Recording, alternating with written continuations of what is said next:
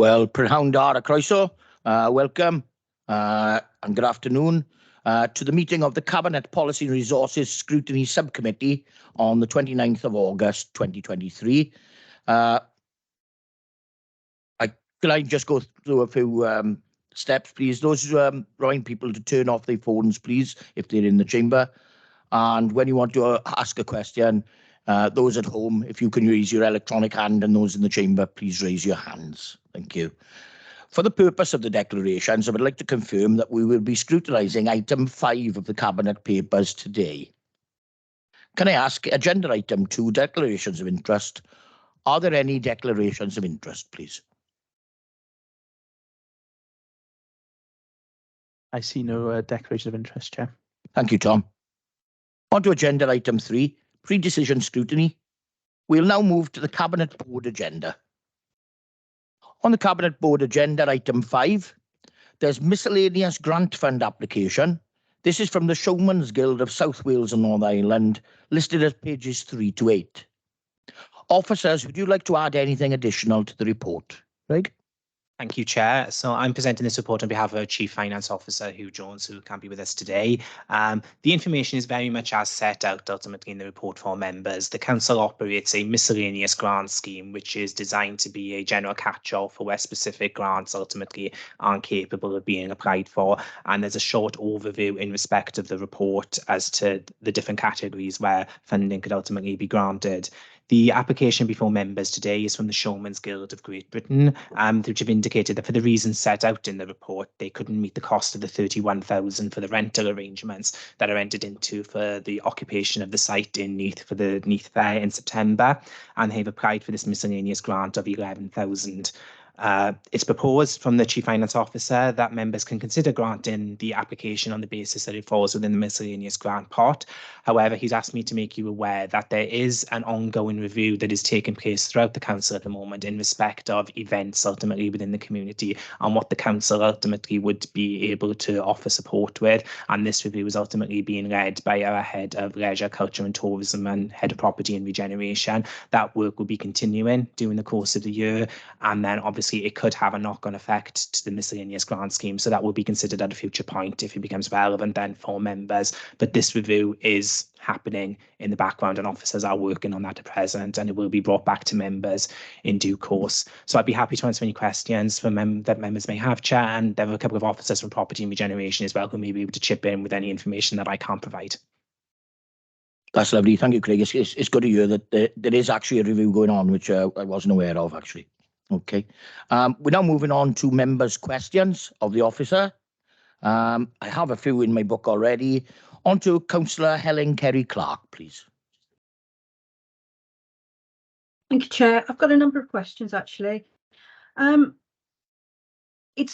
you look at the papers, it says that miscellaneous documents attached the grant application. It's not there. Could we have a look at that, please? So could you explain to me, I'm assuming on the grant application, it shows audited accounts showing the unaffordability for the Showman's Guild. Can you just confirm that that's on there? In the report, it says that they did not receive any funding through COVID from the government.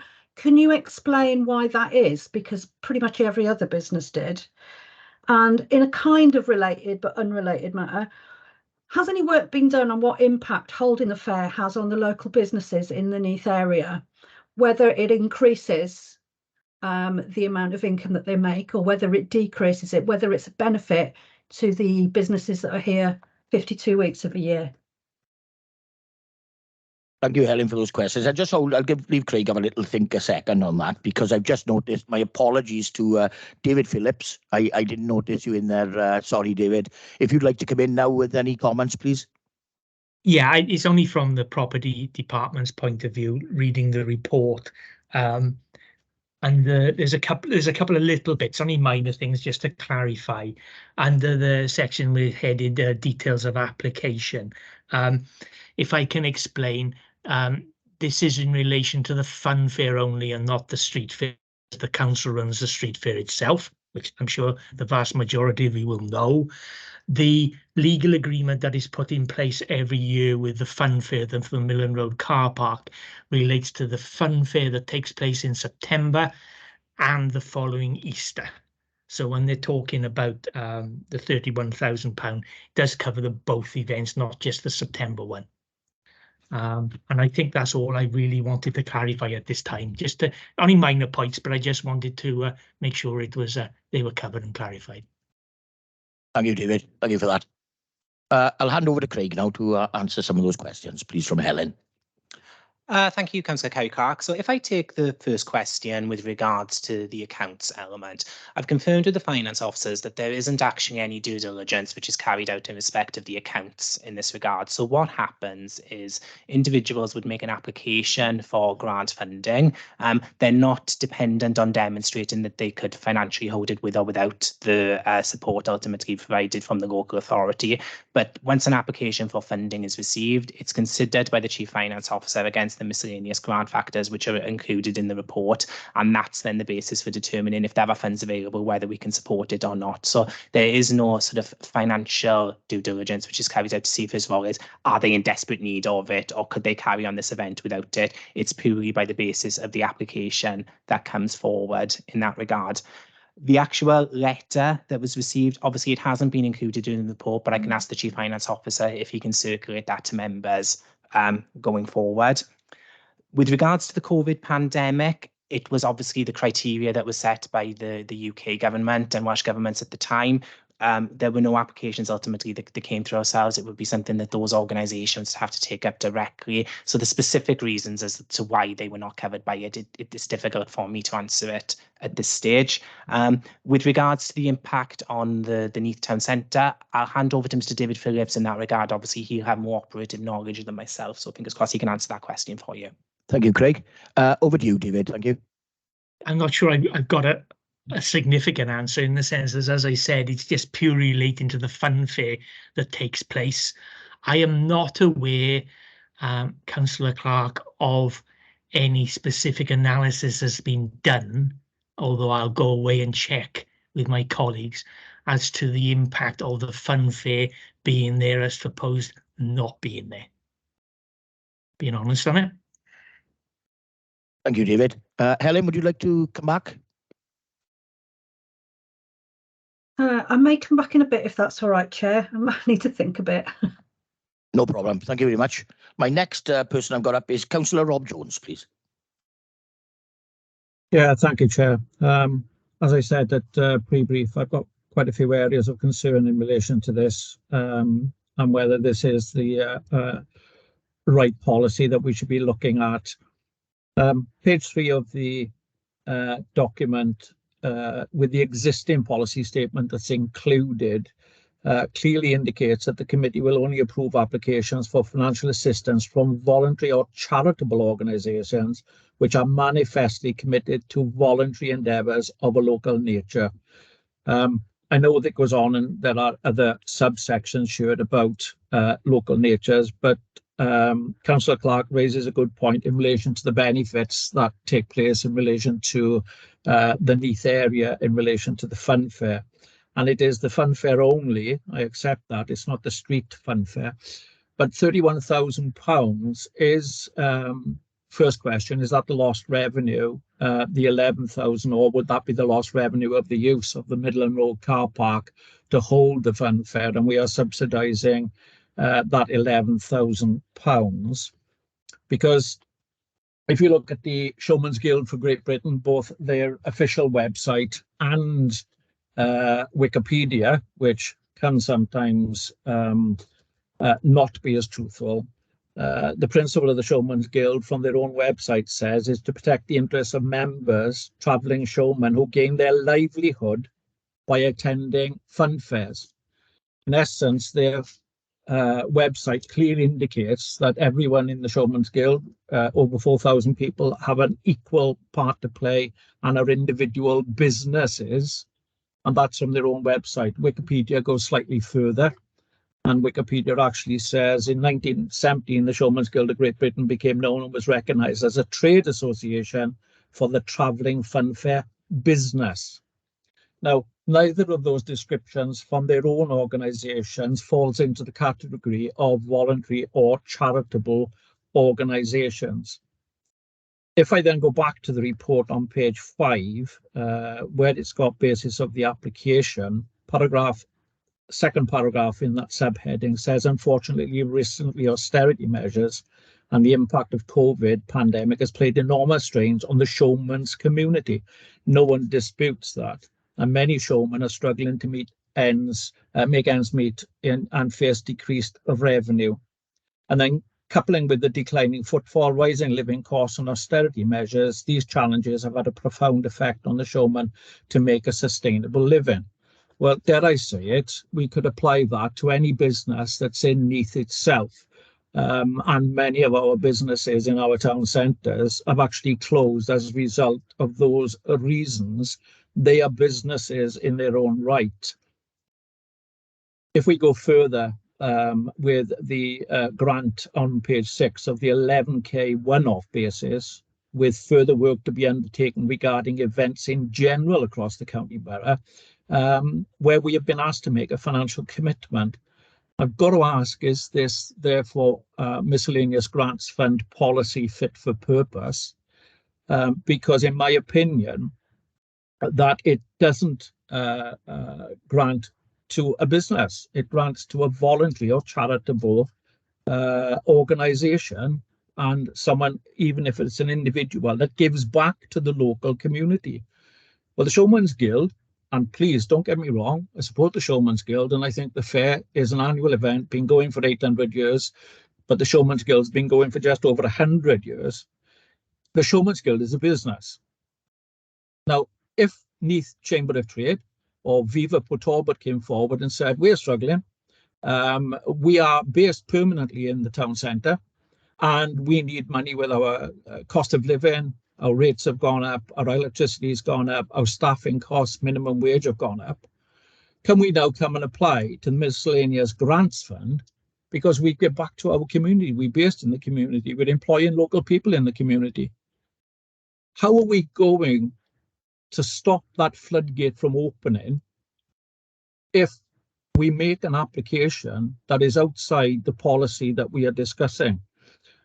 You know, we didn't have enough opportunity last year to support the Royal British Legion in relation to the parades because of the on-cost in relation to the closures of the roads. They would have been astronomical. And yet it's to my knowledge that discussions in relation to the Showman's Guild and the fair take place months in advance. And yet this has come to us literally a fortnight before the thing is actually due to take place, which doesn't give us a lot of time for real debate here. So I've got real serious concerns in relation to the use of this, whether it is fit for purpose based on the officer's report of it is for charitable or voluntary organisations. And if I quickly digress to item 6, which I know we're not scrutinising, that is from the Tonner Carnival, local volunteers, and clearly indicates that the money raised in the Tonner Carnival will go to 3, 4, 5 local organisations. So it's paying back into the Tonner area for Tonner people with local people. And final point for me on this point, but I would ask at some point that I come back. If you look on page 6, the community values impact, there is one sentence and it says applications for grants are available to voluntary and charitable organisations across the county borough. Now, this is the officer's own report. There is no hiatus or any further sub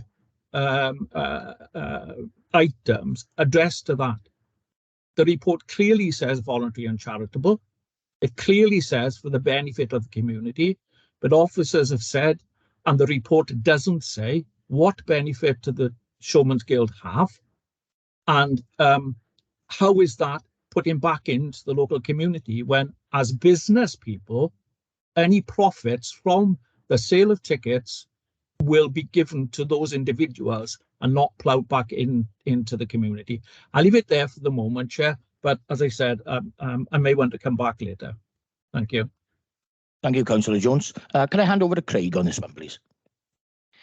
Indeed, thank you, Councillor Jones, for that question. So if I take the first part, which is in relation, obviously, in respect of the policy and the report itself, and with regards then to the benefits to the community, it's probably best I hand over to David Phillips, who can obviously touch on what he mentioned to Councillor Kerry Clark previously. To clarify in the first instance, obviously the basis of the support, what it says in the policy is quite right. The committee will only approve applications for financial assistance from voluntary or charitable organisations which are manifestly committed to voluntary endeavours of a local nature.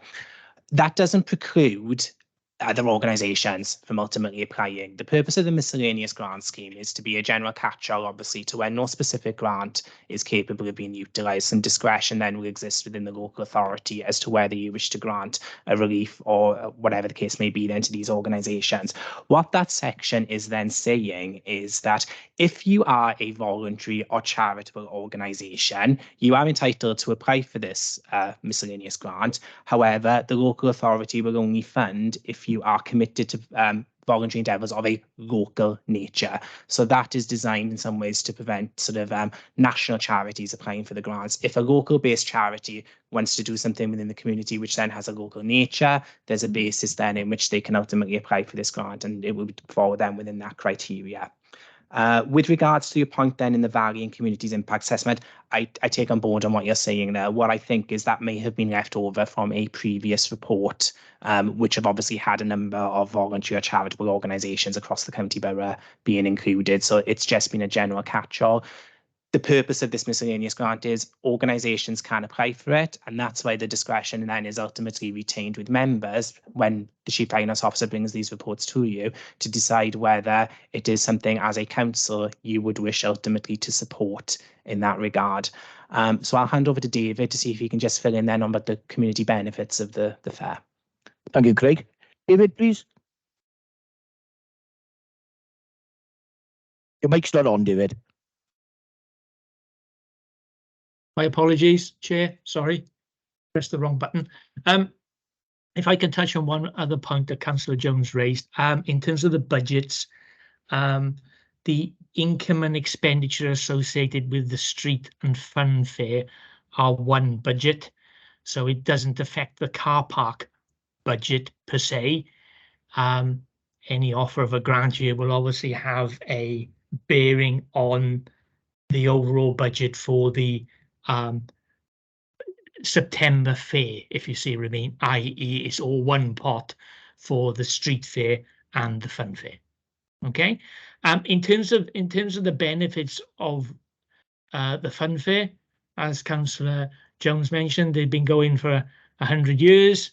I think from managing the fun fair, it does assist the fun fair within the council's fun fair in September, in the sense that it brings people in and to assist, so they sort of run in tandem. In that sense, it brings in people from maybe outside the area that don't usually come in. Maybe they'll do some repeat visits, those type of things. They also run a Easter fair, which again is something that maybe the September and Easter fair, these type of things aren't similar to what our events usually are around the area. So there's something different. Like I said, it's just something that's been traditionally done, and I think it does add benefit and bringing people into the community. Thank you, David. Would you like to come back, Councillor Jones?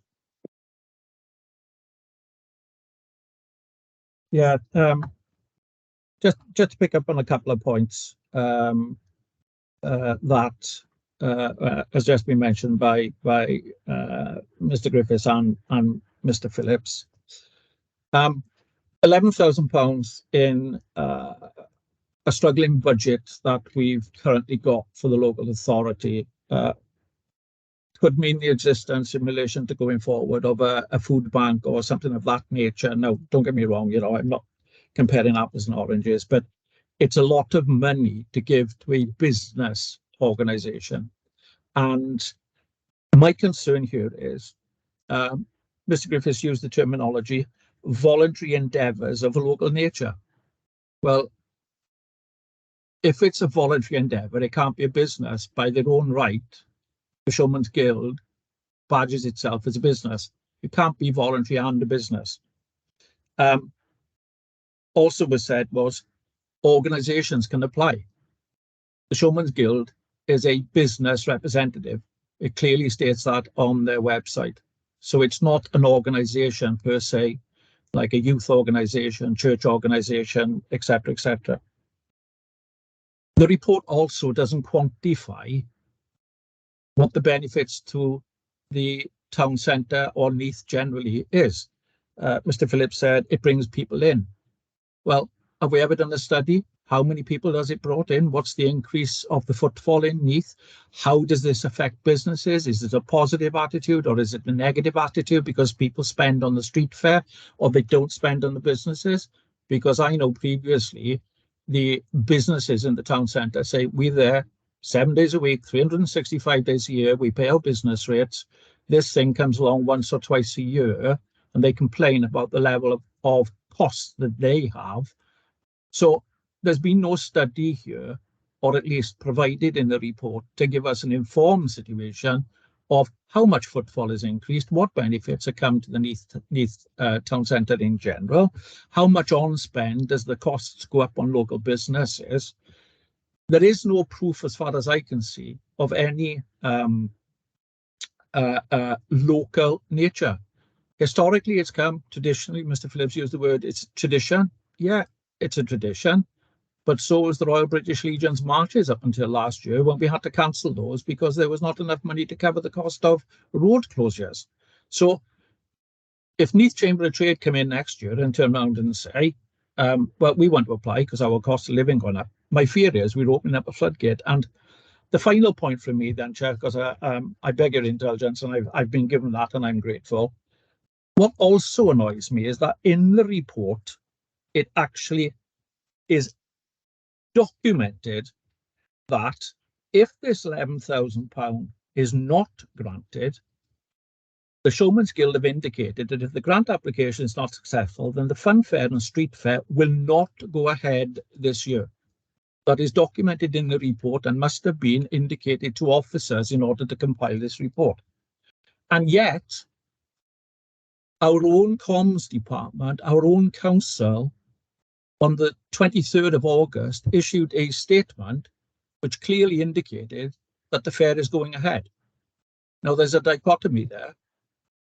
If we as a council have announced that the fair is going ahead, is there a predisposition that they're going to get this money? Because it's going to be embarrassing on the council to turn around and say, we are not going to give them the money. Are they then going to cancel? So why have we released a comms dispatch saying that the fair, and we welcome it, which we do, when if I'm saying if it's not granted today, by their own admission, the fair won't take place. I just don't understand the rationale. The report is poor. The report lacks detail and content for us to make an informed decision. If we don't make the decision in favour of this, and if the Cabinet don't make the decision in favour of this, then it's bar humbug, we are being Scrooge. If we do make it, it could open up the floodgates in relation to it. And that's why, Chair, I say, even though Mr. Griffiths have said that this policy of all things, we actually need to look at this particular policy so we don't get caught in this for the future. I know your fear, Chair. I know you say it works. Well, let's look at it. Let's examine it. If it works, why change it? But let's have a look at it. Let's have a look at this criteria because it's so confusing and it's not very clear at all. I'll leave it at there, Chair. Thank you. Thank you, Councillor Jones. Dr. Craig, please. Just to clarify then some specific points, hopefully, and that will help members in this regard. So for this particular application, it's been brought under the criteria of applications from individuals may be considered where both the person and the community derive a benefit. The Showman's Guild is a collective of individuals. So that's been the criteria that's been adopted by the Chief Finance Officer in his determination of the same. So just to sort of put that on the record. The point with regards to the benefits, which Councillor Jones just mentioned, again, that is designed to be encapsulated under this community review, obviously, and the events that are taking place within the county borough to determine what the council is then financially contributing to or where those requests will be. So that level of information will be picked up by officers as part of this work programme that they'll be looking at. And no doubt, if a new policy has been created, it would then ultimately be brought to members for consideration. And the comment in respect of the comms, I'll take that on board. I revert that back to officers so that they're aware of the concerns that have been expressed in that regard, Chair. Thank you, Craig. We'll move along then to the next questioner. Councillor Carol Clement Williams, please. Thanks, Chair. And I agree with Rob's points. I've got to be honest, I feel like we're at the end of a barrel here. We've been led to a position where we can't really refuse this because the council have already started advertising for it. And that's poor, I'm afraid. We shouldn't be in this position. And those comms shouldn't have gone out, or this paper should have been seen a long time ago. Because I think we've been sort of pushed into a corner. And that's not good. Number two, a couple of questions for Craig. So the Showman's Guild is applying for this grant, is that correct? Just a one-word answer will be fine.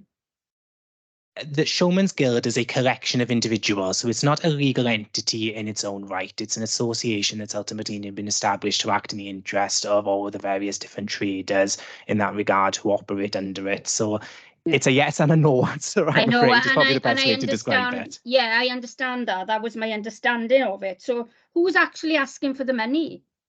It's the Showman's Guild as the collective organisation.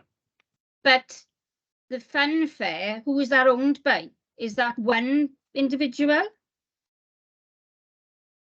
If I'm correct, and Mr. Phillips can correct me if I'm wrong here, but the arrangement is with the Showman's Guild. So although it's not a company in its own right, it's deemed to be an association, which is the entity we would enter into an agreement with for the holding of the fair itself. I understand, but who's having the money? That's my point. Are we just giving it to the guild to run itself? Or are we actually contributing money to the company that's running the fun fair? We don't know where the money's going. I'd want to know what the money is actually paying for. The fund itself, obviously, which is the miscellaneous grant, goes to the Showman's Guild as part of their rental payments that they would be asked to give for the holding of the fair. So the money is given for the purposes of offsetting that rental payment. But can you understand what I'm saying? You don't really know where this money is actually going and who's it actually going to. No, absolutely. I can understand that. Hopefully that will give that clarity then as to where the sum has been. The entity who's applied for the funding is the Showman's Guild of Great Britain. Any funding from an audit trail perspective goes to the Showman's Guild as the way of offsetting their rental payments for the holding of the fair itself. So that's a real concern for me, actually.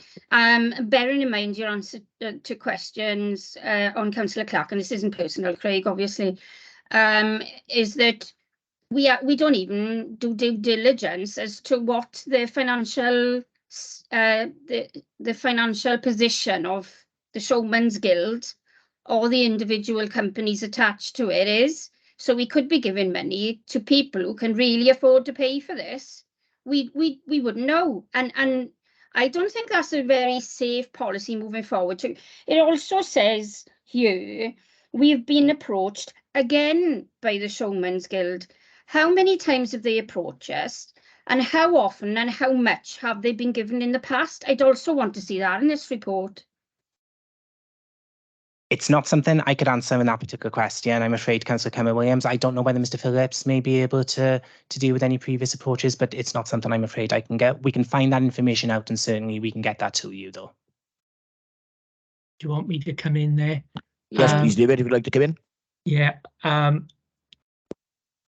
First of all, in terms of if board decides to make a grant, the way it would usually happen is we wouldn't actually hand money out. It would probably be a situation whereby it would just be a deduction in the amount of rent that we would actually charge them. Yes, yeah, that's number one. that. But yeah.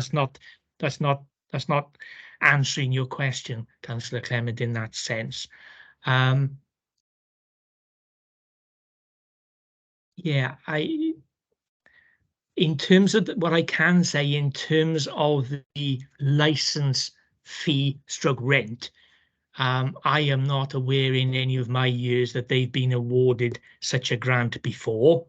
What I obviously don't know outside of the property element, whether any other grant has been awarded by the Showman's Guild to the Showman's Guild over the years for other matters. But in terms of the fair, you know, they have approached us in the past saying that they have been financially struggling, but they up to now they've always paid the rent. Thank you. So my concern here, Chair, is number one, we don't know where the money is going, who's actually having the, you know, or who isn't paying the money then, should we say. Number two, if they've approached, it says in the report, they've approached us again. Has it just become a habit and they just expect that of us? And as Councillor Jones said, you know, we're setting precedents, or we already have set precedents in the past for businesses to claim money from. And to be fair, I know that in the current climate, there are a lot of people out there that could do an awful lot with 11 grand. But I do believe that what Councillor Jones is saying is correct. We need more information, number one. We need to find out what's happened in the past, and has this just become an expectation? And I believe we need to look at the policy. I really do believe it may have worked in the past, and I don't know. I got to be honest, I didn't pick up on it until Rob asked the question, but thinking about it and looking into this, they've approached us again. I really think that this report needs to come in future, earlier in the process. Number two, we need to be given information in the process of what any organisation has been granted in the past, because that's happened in the past. We've had these grant applications saying that they had it last year and the year before or whatever, and they had less, or they had £2,000. This year we're giving them one.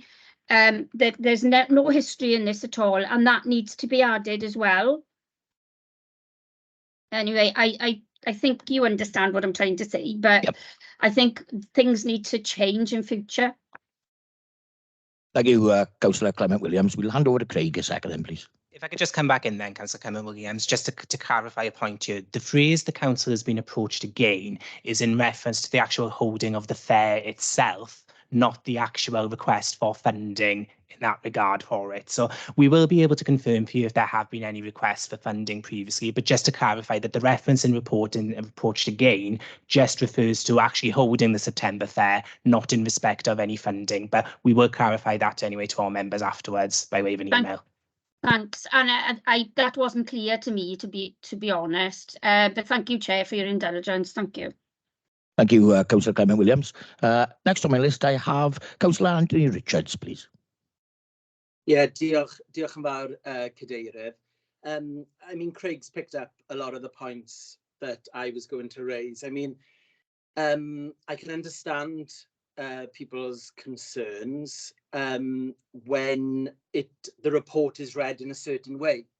However, you know, the report does say, as much as I know we've concentrated on that term, voluntary or charitable organisations, but it does also state this will not preclude the consideration of applicants where the disposal of funds is outside the area, but still provides significant benefits for the people of Neath per Talbot. And as Craig's also mentioned, is applications from individuals may be considered where both the person and community derive a benefit.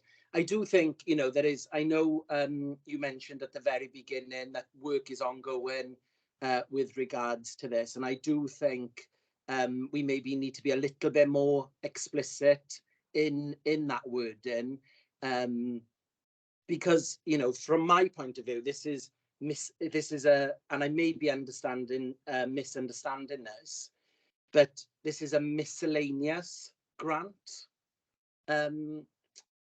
for grant applications, and therefore, even by the term miscellaneous, you know, that it doesn't necessarily have a specific or common category or theme. So I think we do need to have make that a little bit more explicit. And I think we also need to recognise, hence my understanding of the term miscellaneous, is that there might be instances where profit organisations can contribute significantly to the betterment of Neath per Talbot community, and therefore they're entitled to apply for this funding. So, you know, we don't want to preclude people.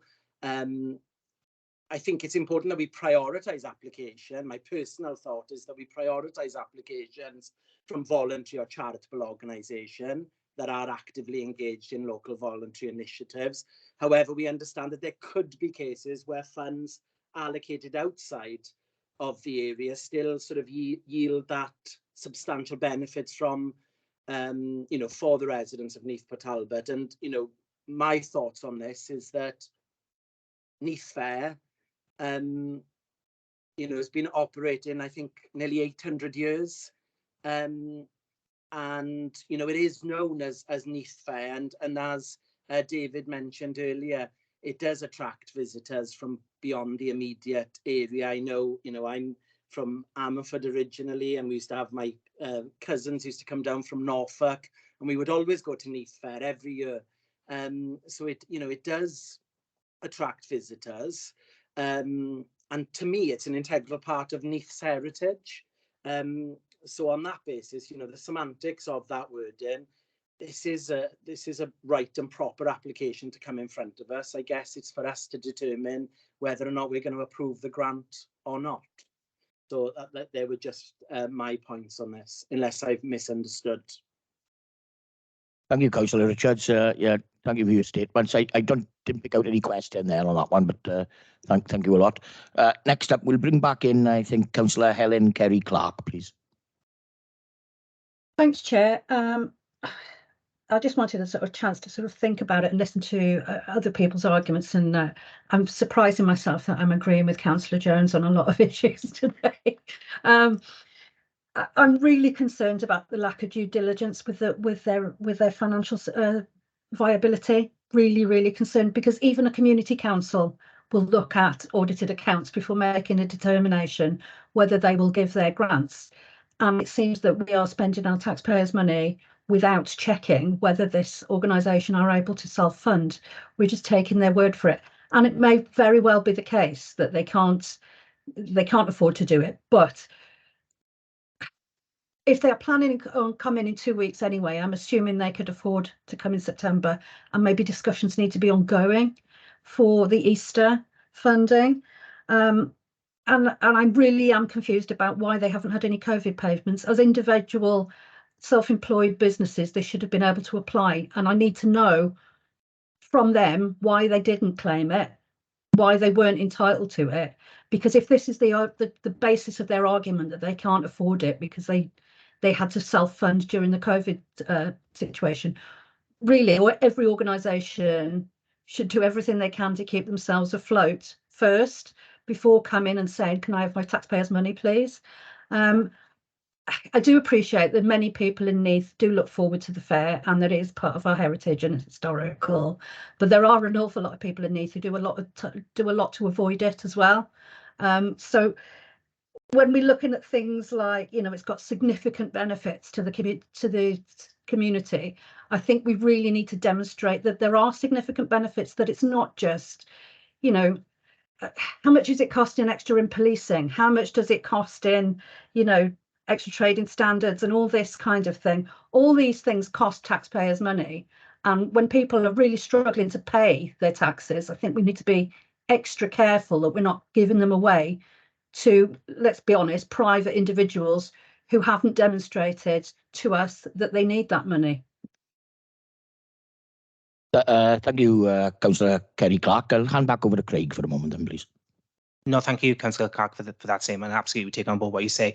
As is indicated in the report, Hugh Jones, our Chief Finance Officer, will be doing some further work on this. So I'll make sure the comments about due diligence and making sure how we reflect that is factored into that work programme that he'll be embarking on in that regard. So thank you for that. And I'll take that on board then to the officers who are dealing with this matter. Thank you, Craig. Next up is Councillor Charlotte Goldsworthy, please. Afternoon, everyone. It's been really interesting listening to everything, and I totally agree with everyone's comments as well. And again, there's a lot of things in this council, I think, that only comes to light once obviously it comes to committee, like such as policies and things like that about obviously changing. But Rob's points were very valid. Sorry to interrupt, Councillor Goldsworthy. Is there any chance you could put your headphones on? We're having trouble hearing what you're saying. I haven't got any. Oh. Can you hear me now? Are you able to move a little bit closer to your device? It's very difficult to hear in the chamber. That's all. In it, you. Hold on. It might be. Can you hear me now? That is a little bit better. Yeah. Okay. Can you hear me now? Yeah. Yeah. Thank you very much. So basically, I agree with everything Rob and everyone else said. But when obviously I've looked at the constitution on this, it's basically a union of the fair people. That's how I see it. So to me, that would be classed to me as a voluntary organisation as such, because it is constituted. But again, and it's a valid point, what Dave says is obviously we're not handing over money, it's our terminology. So obviously it's reduced because you're not actually paying it out. But the other point is about Neath Fair is that the rides are not cheap. So if you're actually in a cost of living crisis, as we're all basically being told every day, then are they actually bringing their prices down to go on the rides? So you know, it's all swings and roundabouts, and again, it is about being fair. But going also back to work being done about Neath Fair coming, I'm sure there was work carried out a number of years ago by the Neath Town Centre manager, and the benefits the Neath Town Fair had. So I think that work has just been done, but it hasn't actually been shared anywhere else. So that's just my views on things. Lovely. Thank you, Councillor Galsey. Thank you for your statement. There's no question, and we listened to what you had to say. Thank you very much. We're coming back next to Councillor Carol Clement Williams, please. Thank you, Chair, and thank you for allowing me to come back. I think Councillor Clark has summed that up really well. I think there's just more due diligence that's needed. And my point around is I'm not going to vote against this, and I'm sure the fair brings people in, but I do think that we could I don't know, slick it up. You know, the process isn't open and transparent the way it is. I think that we should be having these reports much earlier than the event is going to take place. And I do think there's kind of no option at the moment, because we don't want to stop the fair going ahead. But if you can take on board all the points that we've all raised, I'd be happy with that. But I do think we do need. I do think we do need to look at the wording, the way policy is written, and this isn't the first time that something's been left in a report because they've used another report and changed it. Thank you. Thank you, Carol. Yeah, that I'm in agreement with. This has come up before where we've used older reports. I think we need to clamp down on a lot more, because it is happening quite a lot recently. So we'll have a word with the officers and hopefully make sure that they check the throats thoroughly before they send out. Thank you. Next up is Councillor Sean Bursey, please. Diolch, Cadeirydd, thank you. I've been listening with interest really to this whole discussion. I've got a couple of sort of questions. I'm trying to understand, I suppose, touching on what Carol's just said in terms of timing. I get the impression, I'm sure David Phillips can sort of clarify, that the concerns from the Showman's Guild in terms of their ability to pay the rent was raised late with us. But I'd be interested to understand at what point we got the indication that they weren't willing to pay this fee. Because what I'm struggling to sort of work out is, obviously they pay a fee every year. The agreement every year is that the fee goes up in line with inflation, and therefore they would have been expecting to pay a fee this year. I'm just a little bit confused in terms of timeline. Was this something that last minute they've sort of picked up the phone and said, look, we can't pay this, what are you going to do? I'd be interested to understand that, because I'm uncomfortable with how late in the day it is as well, because I feel that exerts a pressure on us that's probably not really fair in the circumstances. And I guess the other thing is trying to understand then, as a result of that, how we've got to this 11k figure for the grant. I'm assuming that's what they've applied for, but then I'm assuming that will take them far below what they paid last year as well in terms of rent. So I don't know if David, if you can clarify that a little bit, it might help me out. Thank you, Do you Councillor want me to Percy. come in, Chair? Can I bring David back in? Yes, thank you. Just go with you, Dave. Thank you, David. Councillor Percy, I don't know that I have all of the answers, in the sense that, yes, to answer your last question, yes, last year was, off the top of my head, somewhere around 28 grand. Right? It'll be 28,000 and something. I can't remember the amount off the top of my head. And yes, with the RPI increase, that has gone up to 31. We always try, from the property side of it, as you will appreciate, to try and distance ourselves from any grant applications, in the sense that you know, they're not one and the same. There has been some email correspondence that I've been copied into in recent weeks about this scenario, and their concerns around that. I've been in correspondence with the secretary of the Showman's Guild about various matters in relation to their legal agreement, and there are a number of factors. And then I've then been copied into emails whereby it's gone into finance and others to say that they're struggling in bits and pieces. So how have I missed any more of your questions there, Councillor Percy, please? Councillor Percy? Thank you, David. No, I think that's clarified it to a point. I guess I see where you're coming from in the separation of property and grants, but I'm assuming their first protocol when you sent them the bill was to probably say to you, well, I'm not sure I want to pay this, or did they just go straight to another part of the council? But it's just that time in point of view. You mentioned maybe the last couple of weeks, but it's understanding at what point have they sort of, no, they would have been expecting this bill since last year. At what point have they sort of said to us, you know, this is a problem? Do you want me to come back in, Chair? Yes, please, David. We haven't sent them a bill, in the sense that until the legal agreement, but that's only a technical point and isn't relevant to your question in that sense. We have been in correspondence with them now over the last 5-6 weeks, something like that, about various points in terms of amendments to be made to that. In amongst that, I would have said that it was going up from the circa 28 to the 31.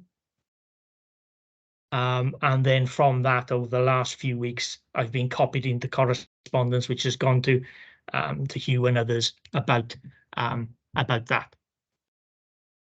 Thank you, David. Are you happy with that, Councillor Percy? Yeah, happy. Thank you, Chair. Thank you both.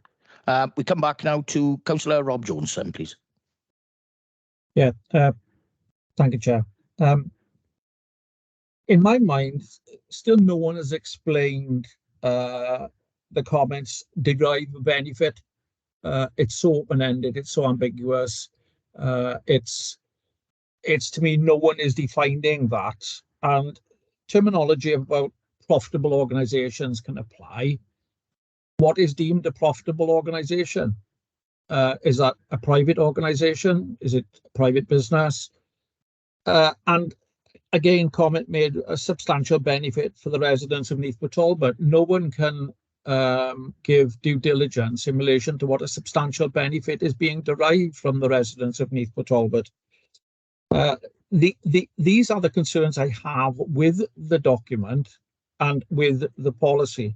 And before I say anything else, I've already raised these matters with Hugh Jones and with Craig Griffiths over the financial side and the legal side in relation to this particular report. I think Carol sums it up when she said, you know, she's not going to vote against this because we need to make sure that the Neath Fair continues. And I think we have been pushed into a situation where we are going to be left with no alternative but to recommend to the board no dissent in relation to this.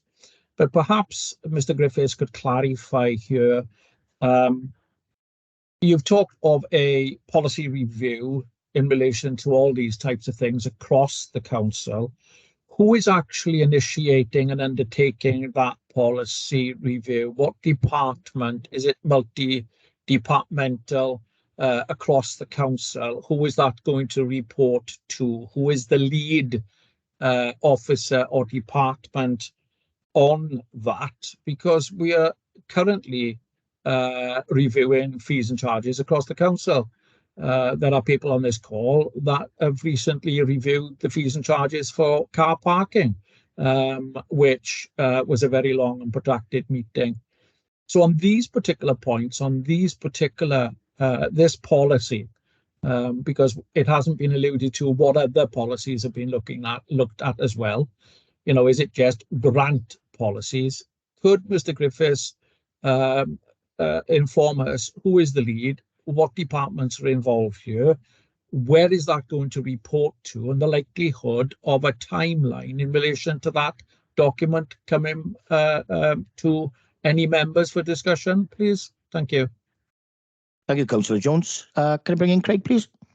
Yeah, thank you, Councillor Jones. My understanding is the Chief Executive has tasked the Head of Culture, Leisure and Tourism to work with colleagues within the Environment Directorate. So I assume that's going to be the Head of Property and Regeneration, bringing in any other colleagues then, as may be appropriate, to undertake a review of events and events management in general within the county borough, and obviously the way in which the council relates to those organisations. So there's a very wide-ranging pool of officers that would probably be included in that, also from a regulatory element as well. So it's about bringing together a number of different officers to come together to look collectively at these issues, part of which then will be obviously events which the council is asked to make a financial contribution to. So it will touch on work maybe that is covered by the miscellaneous grant scheme or any other sort of grant pots that maybe that the council holds on to in this regard. So that work is ongoing at the moment. I haven't got a definitive time scale ultimately as to when that is going to be concluding. We will certainly see if I can find that information out, and we'll circulate that to the members on the call today.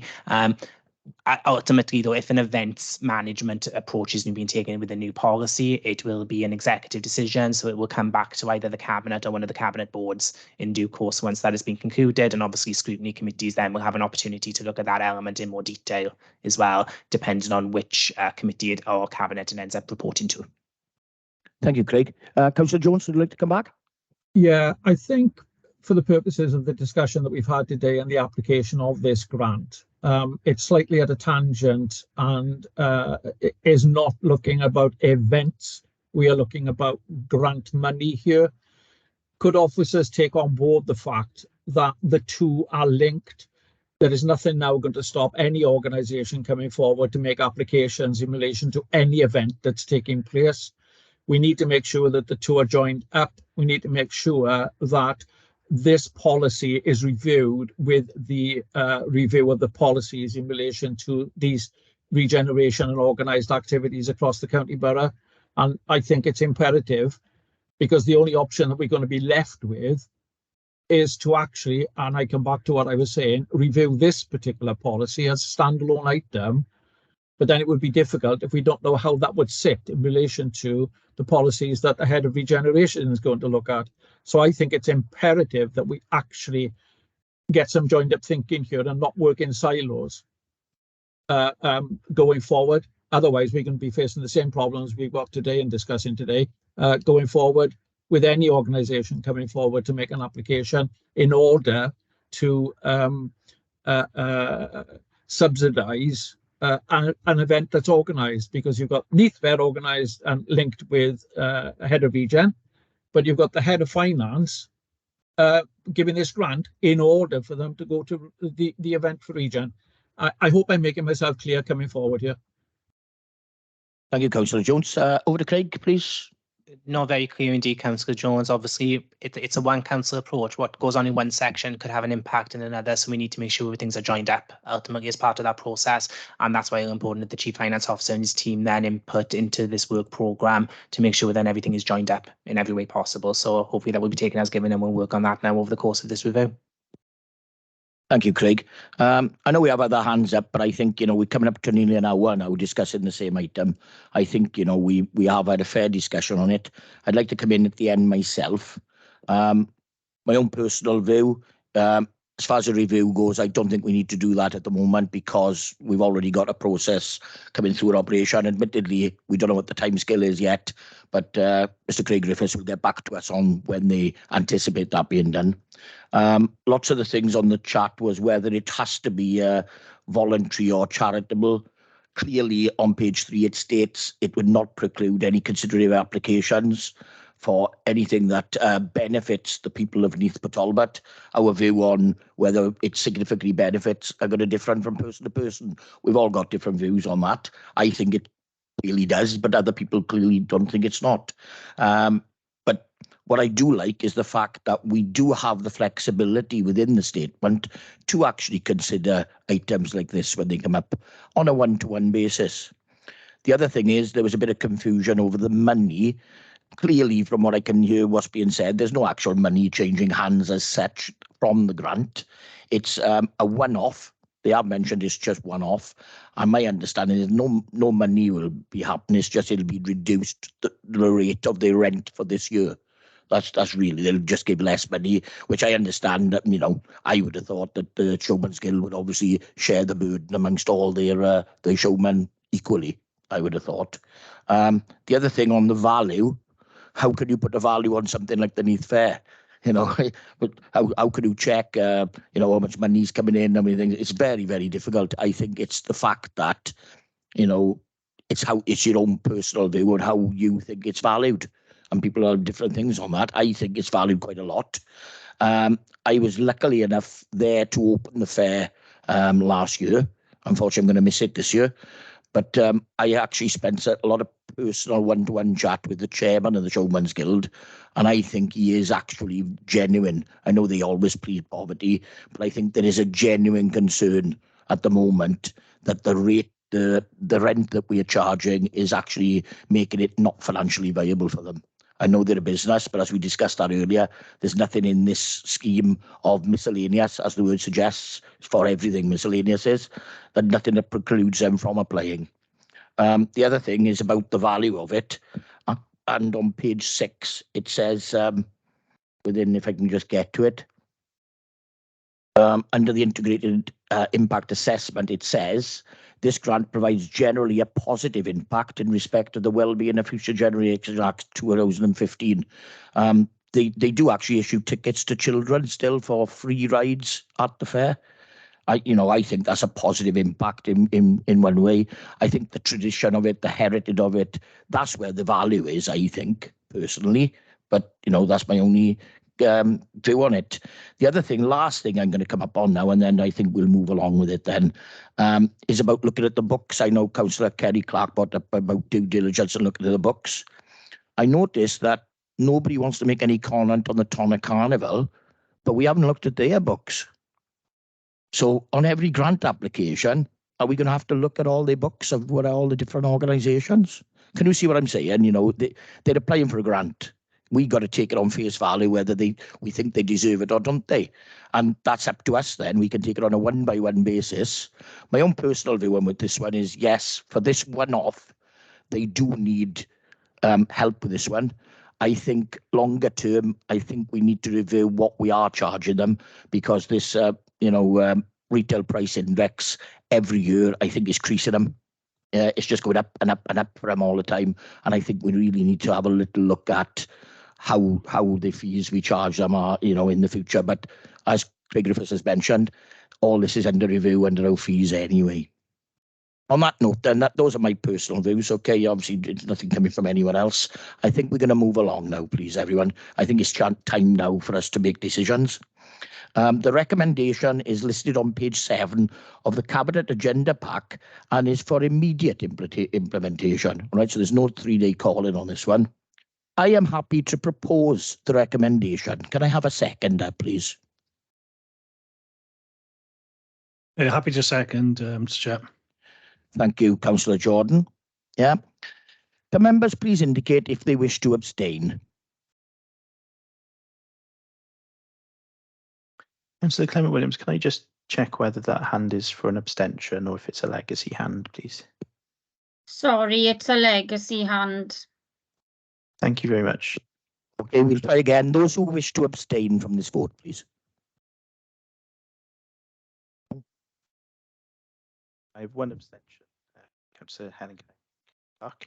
Thank you, Tom. Please lower your hands now. Members, if you do not indicate the contrary, then I will take it that this decision is supported to Cabinet. No indications to the contrary, Chair. Thank you, Tom. I will then take this decision that it is supported to Cabinet. Thank you. Moving along, we decided not to have a look at item 6 of the Tonner Carnival Committee. Agenda item 4 back in the Cabinet scrutiny agenda. Agenda item 4 urgent items. You'll be delighted to hear that there are none, and that ends the business for today. Thank you all for all your contributions. I know we don't all agree on everything, but it is great to have contributions from all across the whole of the committee. Thank you very much.